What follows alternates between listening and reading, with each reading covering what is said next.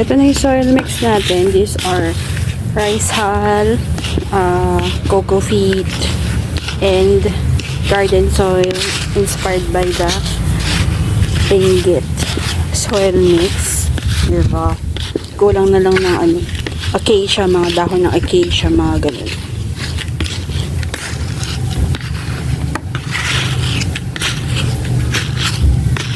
So, sabi lang to ni Ma'am Gretchen, adi, sige, sundin natin. Di nga lang malamig dito. Ayan, so magtatanim tayo ng Adamas succulent and boom. Excited na me.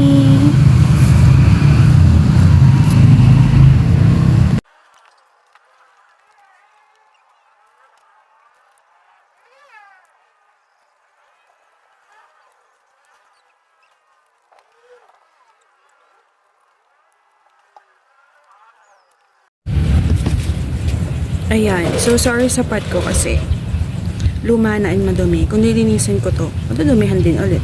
Oo, diba? So, tanim na natin yung ating mga succulent. So, this is Ariel Time Champagne. Saan ba yung anak ko dyan?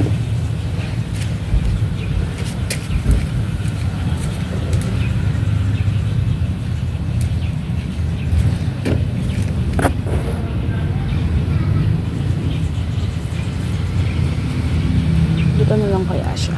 Okay, so sa pagtatanim ng succulent, syempre ang tinitingnan din natin yung pots. Kung merong space for growth para mas lumaki sila. So kung ganito na bagong pa lang sa'yo at iriripat mo pa lang, syempre ang una mong priority dyan kung magkakaugat ba sila agad. So dapat din kasi ang seller pagka shinip sa inyo may ugat siya, kasi kung wala siyang ugat, pinutol yung ugat niya, mahihirapan tayo pa-stable ng plants, lalo na kung mainit kasi mauubos ang dahon, parang naluluto sila. Dapat talaga merong ugat. Yun yung na-experience ko doon sa binilhan kong isa, kasi naluto yung iba, tapos yung isang plants na yung jade na pa-frame niya is yung pinutol kasi yun, so namatay sa init kasi. Syempre dapat makainom na sila ng tubig, sobrang init dito sa amin, grabe. Ayun. So, ginabi na po ako. Tapos, hindi ko na masyadong pinakita lahat ng mga tinanim ko kasi hindi na maganda yung view, madilim na kasi. So, I don't have much time kasi back to work na ako. Tapos na ang aking maliligayang araw. Tapos na ang aking maternity leave. Ayun.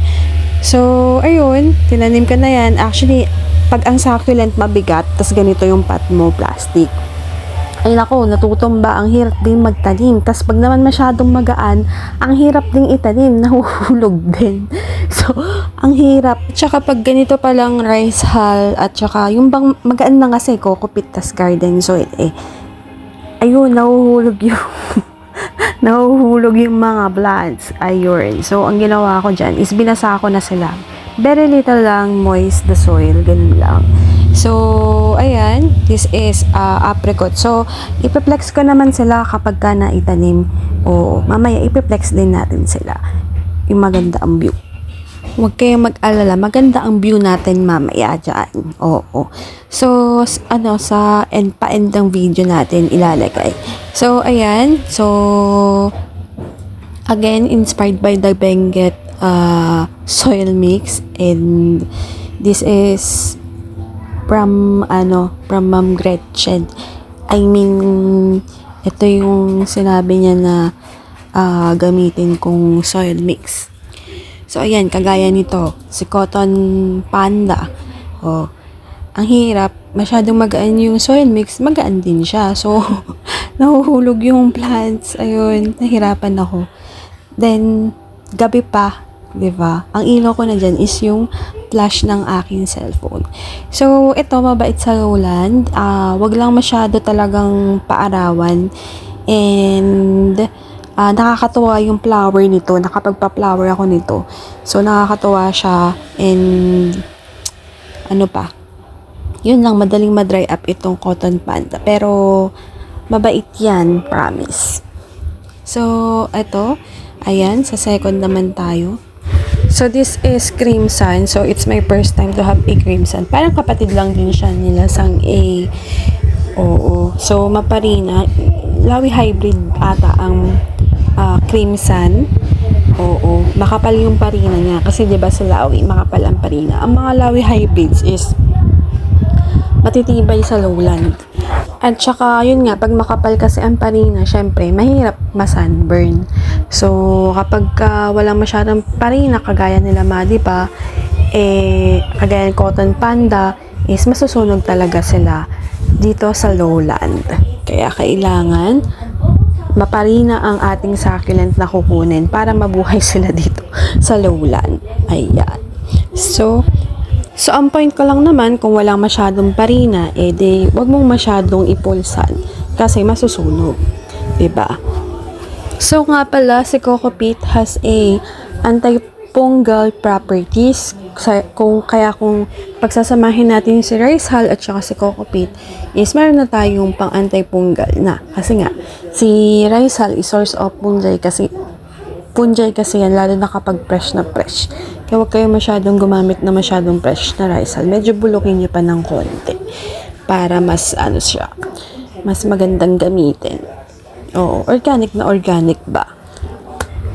Kagaya po nito, nahirapan talaga ako kay Missing You kasi mabigat yung ulo niya and natutumba siya lagi. So, naisip ko nga is paano kung itatanim to, kailangan ko ng stick. So, yun, masyado kasing magaan yung soil mix natin and yun nga, in fairness, drainable naman din talaga. So, hopefully, maganda din yung kalabasan ng ating succulent dito sa soil mix na ito. Kasi, first time ko lang talaga na gawin ito. Oo. Naniwala ako kay Ma'am Gretchen Ayan. So, ayun, may mga tinatanong ako sa kanya kung paano alagaan. And, yun, nagbibigay naman siya ng tips and very helpful naman sa akin. Pasensya na kayo sa background sound natin, maingay. Kasi nanonood si Mudra ng TV. Hindi ko naman masabihan, patayin mo na iyan. Ayan.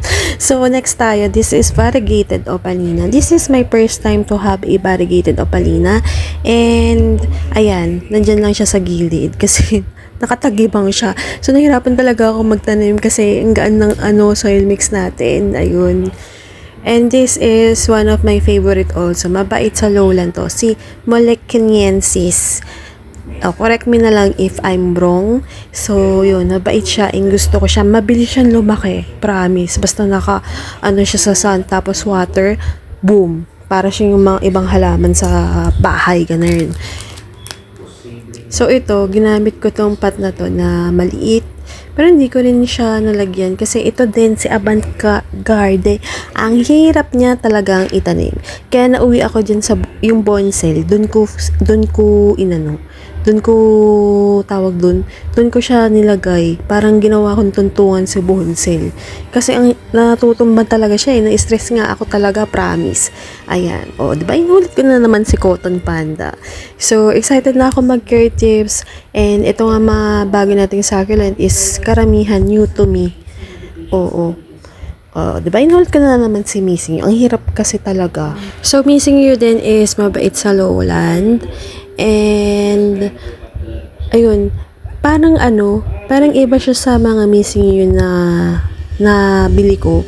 Medyo iba to. Tsaka ang ganda niya, masyadong compact and mabigat nga yung ulo niya. Parang punong-puno ng tubig yung leaves niya. And our Black Madi ba? Our new favorite. Yay. Ayan. So, maliit lang siya actually, pero mas matibay talaga sa lowland yung mga maliliit na succulent. Mas mabubuhay nga sila.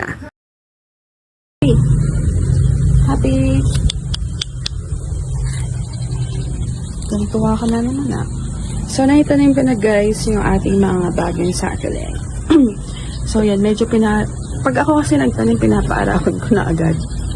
Oo. Kasi kung sasanayin niyo pa siya after 1 week, para mas nasusunog pa sila. Pero, dapat titingnan niyo pa rin kung masusunog sila.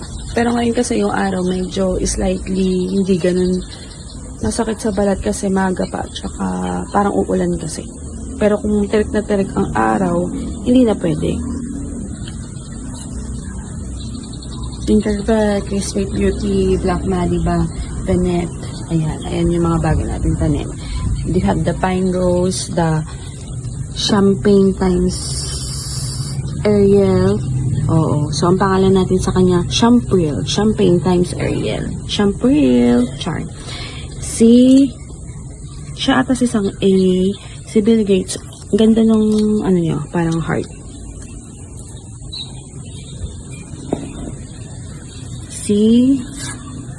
Baekya, Beyonce. Ayan, Black Swan, Apricot, Crimson. And then, wala akong malaking pot para kay, nahanap ako. Para kay Mule. Ayan, ang ating Black Sabbath. Then, si Lawi, Missing You. Ayan. Ayan yung iba. Ganda nito. Ayan, tapos ang hirap itanim nito ni Aban Grande, kaya dinikit ko na lang siya dito. Green Pop. O, diba? Nagmamaganda. Yung si Var Opalina. Yung ating variegated na Purple Delight.